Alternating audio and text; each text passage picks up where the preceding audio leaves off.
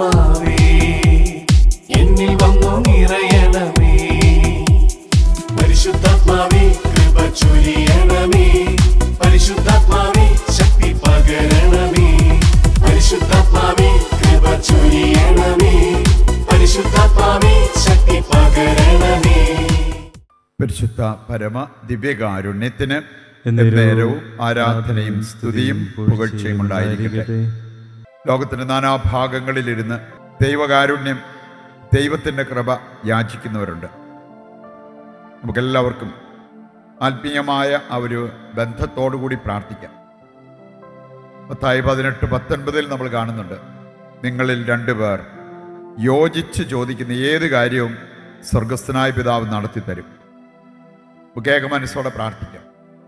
ശാരീരികമായിട്ട് നമ്മൾ അടുത്തല്ലായിരിക്കാം, പല സ്ഥലങ്ങളിലായിരിക്കാം, പക്ഷെ നമ്മൾ ഏകലക്ഷ്യത്തോടെ ഒരുമിച്ച് കൂടിയവരാണ്.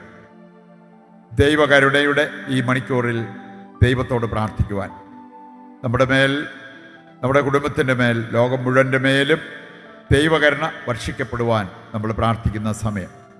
നമ്മുടെ എല്ലാ അവസ്ഥകളും നമ്മുടെ ആവശ്യങ്ങളെയും സ്വർഗത്തിലേക്ക് ഉയർത്തിക്കൊണ്ട് അല്പസമയം സ്വതന്ത്രമായിട്ട് നമുക്ക് ദൈവത്തെ സ്തുതിക്കാം, മഹത്വപ്പെടുത്താം. Hallelujah, hallelujah. കർത്താവേ, മാലാഖ വൃന്ദങ്ങളോട് ചേർന്ന് ഞങ്ങൾ അങ്ങേ സ്തുതിക്കുന്നു, ആരാധിക്കുന്നു. Hallelujah, hallelujah, hallelujah, hallelujah, hallelujah. കർത്താവേ, സ്വർഗം തുറക്കണമേ, ഞങ്ങളുടെ മേൽ അവിടുത്തെ കൃപയും കരുണയും വർഷിക്കണമേ എന്ന് ഞങ്ങൾ പ്രാർത്ഥിക്കുന്നു. Hallelujah, hallelujah. യേശുവേ നന്ദി, യേശുവേ നന്ദി. എളിമയോടെ നമുക്ക് ഈ മണിക്കൂറിൽ ദൈവത്തിൻ്റെ കാരുണ്യം നമ്മുടെ മേൽ വർഷിക്കപ്പെടുവാൻ പ്രാർത്ഥിക്കാം. നമ്മൾ പ്രാർത്ഥിക്കുമ്പോൾ നമ്മുടെ മേൽ മാത്രമല്ല, നമ്മുടെ കുടുംബവും ലോകം മുഴുവനും ദൈവകരുണയാൽ നിറയും. ആ ബോധ്യത്തോടെ നമുക്ക് പ്രാർത്ഥിക്കാം. ഈശോയുടെ തിരുഹൃദയത്തിൽ നിന്ന് ഞങ്ങൾക്ക് കാരുണ്യ സ്രോതസ്സായി ഒഴുകിയിറങ്ങിയ തിരുരക്തമേ, തിരുജലമേ, ഞങ്ങളെങ്കിൽ ശരണപ്പെടുന്നു. ഈശോയുടെ തിരുഹൃദയത്തിൽ നിന്ന് ഞങ്ങൾക്ക് കാരുണ്യ സ്രോതസ്സായി ഒഴുകിയിറങ്ങിയ തിരുജലമേ, തിരുരക്തമേ, ഞങ്ങളെങ്കിൽ ശരണപ്പെടുന്നു. ഈശോയുടെ തിരുഹൃദയത്തിൽ നിന്ന് ഞങ്ങൾക്ക് കാരുണ്യ സ്രോതസ്സായി ഒഴുകിയിറങ്ങിയ തിരുരക്തമേ, തിരുജലമേ, ഞങ്ങളെങ്കിൽ ശരണപ്പെടുന്നു. ഉസ്സ്ഥാനങ്ങളിരിക്കാം. അല്പസമയം നമ്മൾ ദൈവ കരുണയെക്കുറിച്ച് ധ്യാനിക്കുന്നു. ഈ മണിക്കൂറിൽ കർത്താവിൻ്റെ കരുണ നമ്മുടെ മേലും ലോകം മുഴുവൻ്റെ മേലും വർഷിക്കപ്പെടുവാൻ നമ്മൾ പ്രാർത്ഥിക്കുന്ന സമയം കൂടിയാണ്. എസ്രായുടെ പുസ്തകം 9-ാം അധ്യായത്തിൻ്റെ 13-ാമത്തെ വചനം നമ്മെ പഠിപ്പിക്കുന്ന വലിയൊരു സത്യമുണ്ട്. എസ്ര 9:13 അവിടെ പറഞ്ഞിരിക്കുന്നത്, ഞങ്ങളുടെ ദുഷ്കൃത്യങ്ങളും മഹാപാപങ്ങളും നിമിത്തം ഞങ്ങൾക്ക് വന്നു ഭവിച്ച ശിക്ഷ ഞങ്ങൾ അർഹിക്കുന്നതിലും കുറവാണ്. ഈ യാഥാർത്ഥ്യം നമ്മൾ തിരിച്ചറിയാതിരുന്നാൽ നമ്മുടെ ദൈവത്തെ നമ്മൾ തെറ്റിദ്ധരിക്കും. ദൈവത്തെക്കുറിച്ച് ചിലപ്പോൾ അനാവശ്യമൊക്കെ പറയും.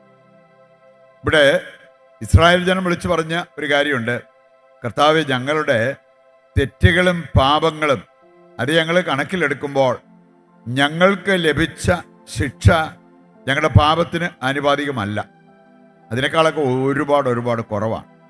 ഞങ്ങൾ ഇതിനേക്കാൾ ശിക്ഷിക്കപ്പെടേണ്ടവരാണ്, പക്ഷേ അവിടുന്ന് ഞങ്ങളെ ശിക്ഷിച്ചില്ല. അത് ദൈവത്തിൻ്റെ കരുണയെ സൂചിപ്പിക്കുന്ന ഒരു കാര്യമാണ്. യോഹന്നാന്റെ സുവിശേഷം 15-ാം അധ്യായത്തിൻ്റെ ആദ്യ വചനങ്ങൾ വായിക്കുമ്പോൾ അവിടെ 2 കാര്യങ്ങൾ ദൈവം നമ്മളെ പഠിപ്പിക്കുന്നുണ്ട്. 1 വെട്ടി മാറ്റപ്പെടുന്നത്, 2 വെട്ടി ഒരുക്കപ്പെടുന്നത്. രണ്ടും ഒന്നല്ല, രണ്ടും രണ്ടാണ്. ദൈവം നമ്മെ വെട്ടി ഒരുക്കുന്നത് തിരിച്ചറിയാതെ പോയാൽ ദൈവം നമ്മെ വെട്ടിമാറ്റിയതാണെന്ന് പറയും. ആ രീതിയിലുള്ള സംസാരം നമ്മുടെ ഭാഗത്ത് നിന്ന് വന്നേക്കാം. വെട്ടിയൊരുക്കുന്നത് എപ്പോഴും നമ്മുടെ നന്മയ്ക്ക് വേണ്ടിയാണ്. വെട്ടി മാറ്റപ്പെടുന്നത് നമ്മൾ വളരെ സൂക്ഷിക്കേണ്ട ഒരു കാര്യമാണ്. ഇനി എപ്പോഴാണ് നമ്മൾ വെട്ടിമാറ്റപ്പെടുക? അതുപോലത്തെ പാപത്തിലേക്ക് നമ്മൾ വീഴുമ്പോഴാണ്. നമ്മൾ കാണുന്നുണ്ട് ലേവ്യരുടെ പുസ്തകം 20-ാം അധ്യായം 6-ാമത്തെ വചനം. അവിടെ പറയപ്പെട്ടിരിക്കുന്നത്, അന്യദൈവാരാധന പോലുള്ള മഹാപാപം അത് ചെയ്തു കഴിഞ്ഞാൽ ഞാൻ നിങ്ങളെ സ്വജനത്തിൽ നിന്ന് വിച്ഛേദിച്ചു കളയും. അത് വെട്ടിമാറ്റപ്പെടുന്നതാണ്. അത് നിന്റെ പാപം മൂലമാണ്. അതുപോലത്തെ പാപം നീ ചെയ്തത് കൊണ്ട് നിന്നെ ഞാൻ സ്വജനത്തിൽ നിന്ന് വിച്ഛേദിച്ച് കളയും. നമുക്കറിയാലോ, ഇങ്ങനെയുള്ള പാപങ്ങൾ, ഒന്നാം കൽപ്പനയുടെ ലംഘനമൊക്കെ കരുണ അർഹിക്കാത്ത ഒരു പാപമാണ്. അതുകൊണ്ടാണ് ദൈവം ഇപ്രകാരം പറഞ്ഞിരിക്കുന്നത്. പക്ഷെ നമുക്കറിയാം, വെട്ടിയൊരുക്കുന്നത് എപ്പോഴും നമ്മുടെ നന്മയ്ക്ക് വേണ്ടിയാണ്. ഞാനാണെങ്കിലും എൻ്റെ താടി ഡ്രിം ചെയ്യും. അതിനൊരു നല്ല ബെറ്റർ ഷേപ്പ് ഉണ്ടാകാൻ വേണ്ടിയാണ്. നമ്മൾ ഹെഡ്ജസ് വെച്ചാൽ അത് ഡ്രിം ചെയ്യും, അത് വെട്ടിയൊരുക്കും. അതിന് നല്ലൊരു ഷേപ്പ് കിട്ടാൻ വേണ്ടിയാണ്. ഇനി അങ്ങനെ നല്ലൊരു കാര്യം ഉദ്ദേശിച്ച് നമ്മളത് ചെയ്യും. അതിന് അല്പം ത്യാഗമെടുക്കാനും വേദന എടുക്കാനൊക്കെ നമ്മൾ തയ്യാറാവുകയും ചെയ്യും. നമ്മളെ കർത്താവ് വെട്ടിയൊരുക്കുന്നത് നമ്മുടെ നന്മയ്ക്ക് വേണ്ടിയാണ്. ആ വെട്ടിയൊരുക്കൽ നമുക്കില്ലാതെ പോയി കഴിഞ്ഞാൽ നമ്മൾ ദൈവത്തിൻ്റെ മക്കളാകുന്നതിനേക്കാൾ ജാരസന്തതികളാവും. അങ്ങനെ വിളിക്കപ്പെടാൻ നമ്മളാരും ഇഷ്ടപ്പെടുന്നതല്ല. ഹെബ്രായ ലേഖനം അതിൻ്റെ 15-ാം അധ്യായം വായിക്കുമ്പോൾ ഈ കാര്യം നമുക്ക് കൃത്യമായിട്ട് മനസ്സിലാക്കാൻ പറ്റുന്ന ചില കാര്യങ്ങളാണ്. ദൈവം നമ്മെ വെട്ടിയൊരുക്കുന്നത്, ദൈവം നമുക്ക് ശിക്ഷണം നൽകുന്നത് 7 മുതലുള്ള വചനം വായിച്ചാൽ കാണാൻ സാധിക്കും. നാം ജാരസന്തതികളാകാതിരിക്കാൻ വേണ്ടിയാണ്. ഈ ഒരു തിരിച്ചറിവില്ലെങ്കിൽ നമ്മുടെ നന്മയ്ക്ക് വേണ്ടി കർത്താവ് ചിലതൊക്കെ ചെയ്യുമ്പോൾ നമ്മൾ കർത്താവിനെ കുറ്റപ്പെടുത്തും. ദൈവം കരുണയില്ലാത്ത ദൈവമാണ്, അങ്ങനെയൊക്കെ നമ്മൾ പറഞ്ഞെന്ന് വരും. യേശുവിനെ കുറിച്ച് പറയപ്പെട്ട ചില കാര്യങ്ങൾ നമുക്കറിയാം. വളരെ നിഷ്കരുണം സംസാരിച്ച വ്യക്തികളുണ്ട്. മർക്കോസിന്റെ സുവിശേഷം 3-ാം അധ്യായത്തിൻ്റെ 21 മുതൽ വായിക്കുമ്പോൾ അവിടെ നമ്മൾ കാണുന്നു, യേശുവിന് മാനസിക രോഗം എന്ന് പറഞ്ഞവരുണ്ട്.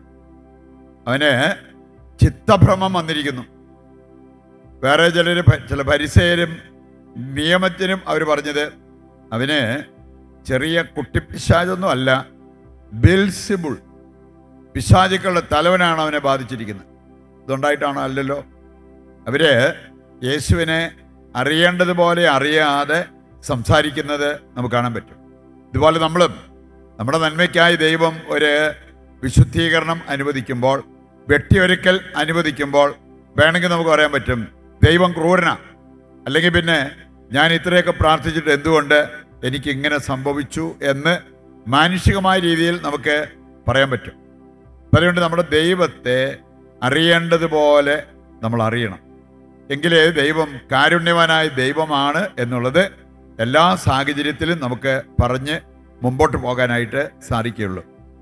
ഇതിൻ്റെ വെളിച്ചത്തിൽ ഏതാനും വചനഭാഗങ്ങൾ നമ്മുടെ മനസ്സിലേക്ക്, ഹൃദയത്തിലേക്ക് നമുക്ക് ഏറ്റെടുക്കാം. തോബിത്തിന്റെ പുസ്തകം 13-ാം അധ്യായം 2-ാമത്തെ വചനം, 5-ാമത്തെ വചനം, ഇതെല്ലാം എടുക്കുമ്പോൾ ഈ എസ്ര 9:13 കണ്ട അതേ കാര്യം നമുക്ക് തിരിച്ചറിയാൻ, അല്പം കൂടി ആഴത്തിൽ മനസ്സിലാക്കാൻ എളുപ്പമാണ്.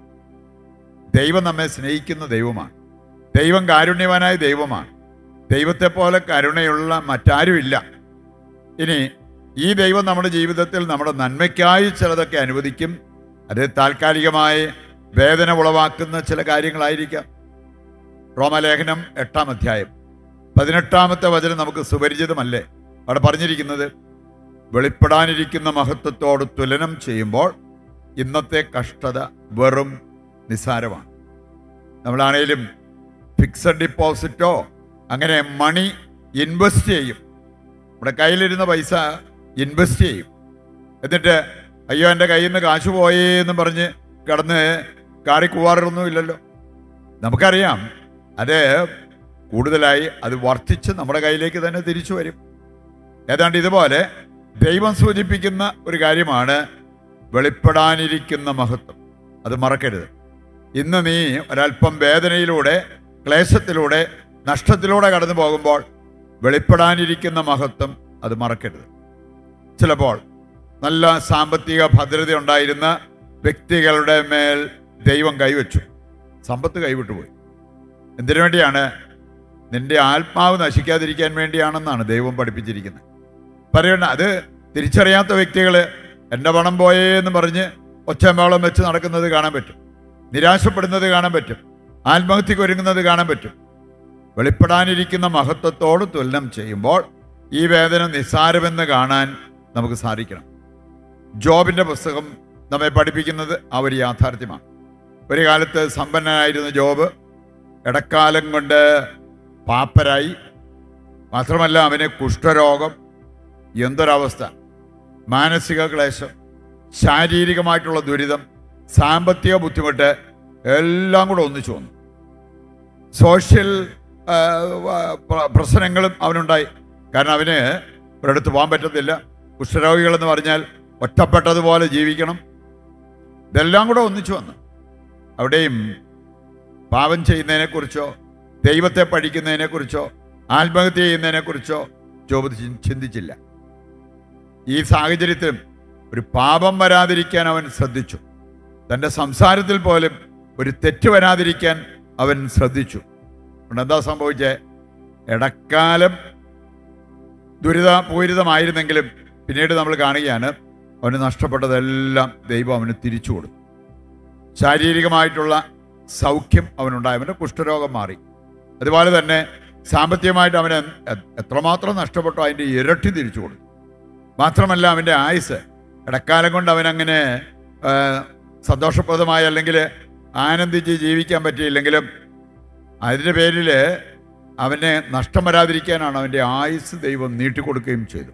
എല്ലാ വിധത്തിലും അവനെ അനുഗ്രഹിച്ച് ദൈവം ഉയർത്തുന്നതിനെക്കുറിച്ച് നമുക്ക് കാണാൻ പറ്റും ജോബിൻ്റെ പുസ്തകത്തിലൂടെ കടന്നു പോകുമ്പോൾ. പറയുന്നുണ്ട് തോബിത്തിൻ്റെ ജീവിതത്തിലേക്ക് നോക്കിയും ജോബിൻ്റെ ജീവിതത്തിലേക്കുമൊക്കെ നോക്കി നമ്മൾ പഠിക്കേണ്ട ഒരു കാര്യം, ശരിക്കും ദൈവം നമുക്ക് ശിക്ഷണം നൽകുന്നത് ദൈവം നമ്മളോട് കരുണയുള്ള ദൈവമായതുകൊണ്ടാണ്. നമ്മുടെ നിത്യനാശം വരാതിരിക്കാൻ ദൈവം നമ്മളെ വിശുദ്ധീകരിക്കുന്നതാണ്, വെട്ടിയൊരുക്കുന്നതാണ് എന്നുള്ള ആ ഒരു ബോധ്യം നമുക്കുണ്ടാകണം. കൂടെ നമ്മൾ ചിന്തിക്കുകയും ഏറ്റുപറയുകയും ചെയ്യേണ്ട ഒരു കാര്യമാണ്, എൻ്റെ പാപം അതിൻ്റെ അളവ് വെച്ച് നോക്കുമ്പോൾ എനിക്ക് കിട്ടിയ ശിക്ഷണം വളരെ ചെറുതാണ്, ഞാൻ അർഹിക്കുന്നതിനേക്കാൾ ചെറുതാണ് എന്നത് എസ്ര 9:13 നൽകുന്ന ആ സന്ദേശം എപ്പോഴും ഹൃദയത്തിൽ കൊണ്ട് നടക്കാൻ നമുക്ക് സാധിക്കണം. അങ്ങനെയുള്ളവർക്ക് പരാതികൾ ഒഴിവാക്കാൻ എളുപ്പമാണ്, ദൈവത്തെ സ്തുതിച്ച് മഹത്വപ്പെടുത്താൻ എളുപ്പമായിരിക്കും എന്നുള്ളത് നാം തിരിച്ചറിയണം.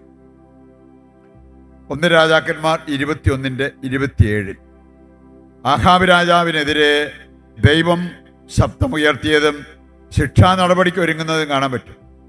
അഹാബ് ചെയ്തത് എന്താ? അവൻ രാജകീയ വസ്ത്രം മാറ്റി ശരീരത്തെ ചാരം വാരിയിട്ട് ഉപവാസം നോക്കി കർത്താവിൻ്റെ മുമ്പിൽ അനുദപിച്ച് കരഞ്ഞ് പ്രാർത്ഥിച്ചു. ഇതെല്ലാം കൂടെ ചേർത്ത് കർത്താവ് പറഞ്ഞത്, അഹാബ് എൻ്റെ മുമ്പിൽ എളിമപ്പെട്ടു, മതി, അവൻ്റെ മേൽ അയക്കാനിരുന്ന ശിക്ഷ ഞാനിതാ മാറ്റിവിടുന്നു, കാരണം അവൻ എൻ്റെ മുമ്പിൽ എളിമപ്പെട്ടു. ഈ ഒരു കാഴ്ചപ്പാട് നമുക്കുണ്ടായാൽ ദൈവം ഈ സമീപനം നമ്മളോട് നടത്തില്ലേ?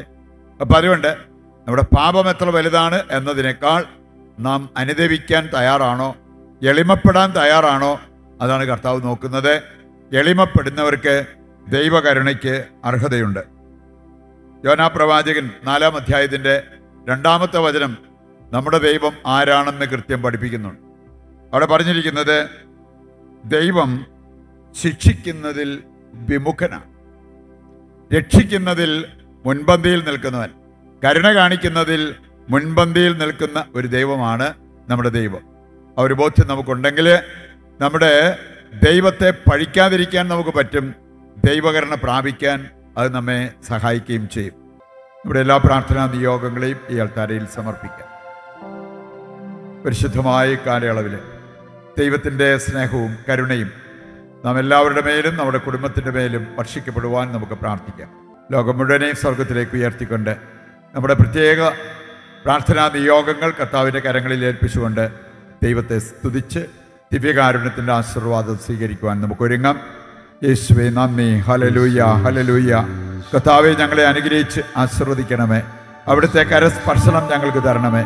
അവിടുത്തെ കൃപയും അനുഗ്രഹം ഞങ്ങളുടെ മേൽ വർഷിക്കണമേ. Hallelujah, hallelujah.